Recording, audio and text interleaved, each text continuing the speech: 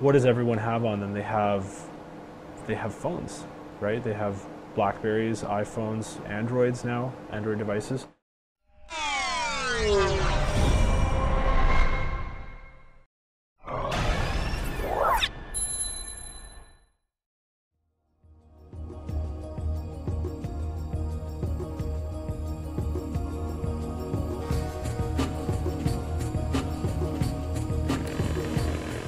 So this is one of the world's smallest camera control receivers right here, but we're actually connecting to it via the iPhone right now, or this is actually an iPod Touch at this point. So we can actually see, okay, well, if I want to go to different lens markings, I can do that, right? And now that's a proprietary... yeah, I wrote this app with another... No, actually, this is just going off Wi-Fi right now. Okay. Yeah, it's just connecting with Wi-Fi. But when you're out on the set and you have some funky distances and all sorts of interference issues, you still use Wi-Fi?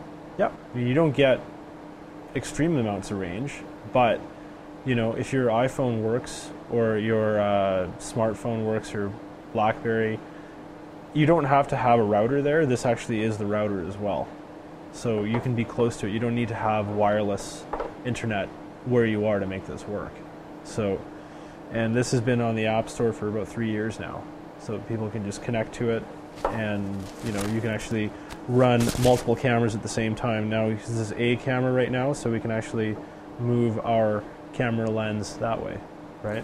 So let me back up. So you make the app as well as some of the electronics? We actually build this. This is our product, PLC Electronics. The f-stop wireless. Yes, okay. F-stop wireless, Wi-Fi version. We actually make different versions, one on 900 megahertz, some that are on 868 megahertz, some that are on 2.4, and then the Wi-Fi ones as well. And we can do a Bluetooth one down the line.